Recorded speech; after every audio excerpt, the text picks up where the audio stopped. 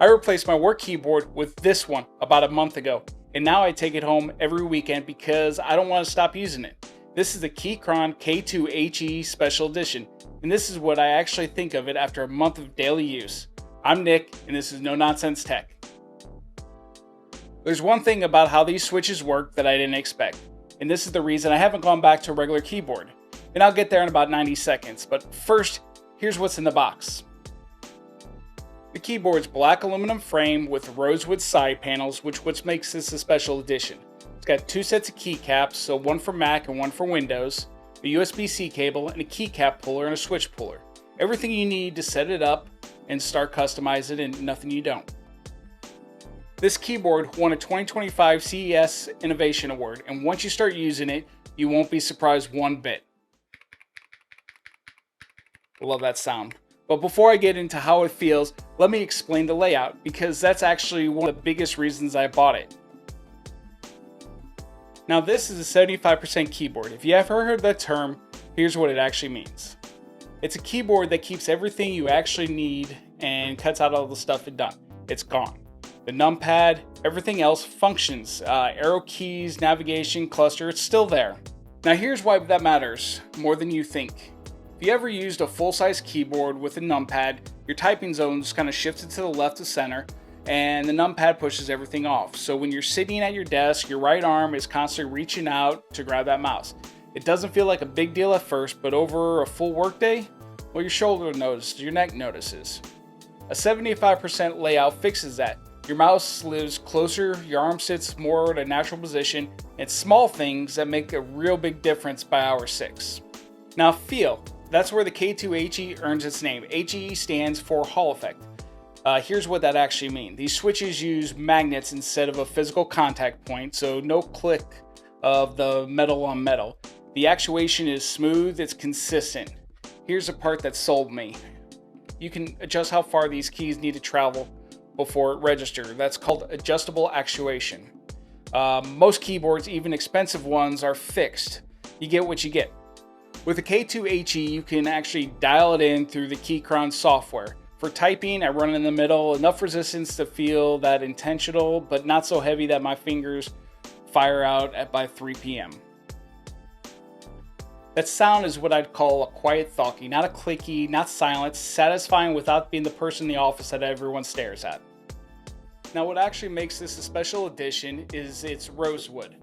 These side panels aren't painted plastic, they're real wood on solid aluminum frame. Does this change how it types? No. Does it change how it feels on your desk? Well, yeah, it does. This thing looks like it belongs somewhere nicer than my home or my office. And honestly, that's not a bad thing.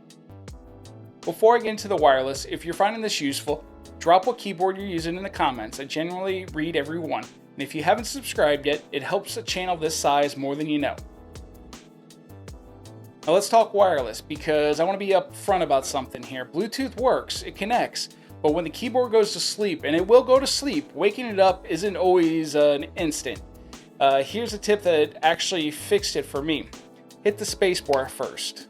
Not a letter key, just a spacebar. It wakes it up faster and it's more reliable than anything else I've tried. No idea why, but just try it. You also get a wired USB-C, which is what I use at work. I plug it in, it's instant, no reconnecting, no waiting. For most people, connect Bluetooth at home, a USB-C at the office, best of both worlds. It also comes with a 2.4 Hertz Wi-Fi adapter you can plug in as well. So downsides, because I don't want that no-con review. 1, the software. The Keychron uses an app called Launcher to adjust the actuation, remap the keys. It works, but the first time you open it, it's not immediately clear what you're doing. Give it about 10 minutes, it clicks.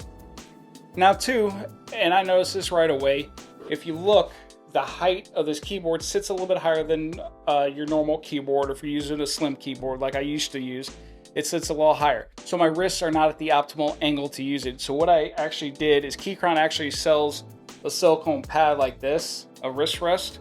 And you can get one that's 75% that fits this keyboard perfect.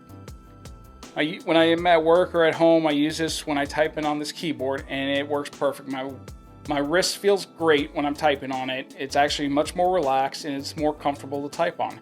It works great. So who is this actually for? If you're at the desk most of the day and you're on whatever keyboard that came with your computer, this is worth serious consideration. The typing experience is better, the layout's smarter, the build is real.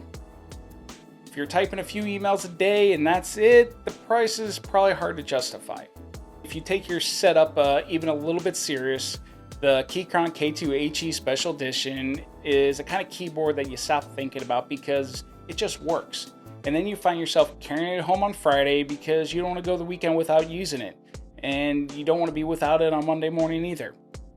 Now, I know I asked it before, but what keyboard are you currently typing on? Let me know. Drop it in the comments. Read every one, and I wouldn't mind looking into researching other keyboards to use. And if this was useful, subscribe. It helps a lot for a channel this size. And remember, this is No Nonsense Tech. I'm Nick, and I'll see you on the next one. Oh, and I almost forgot. I'll leave a link in the description for the keyboard and for the wrist rest. See you later.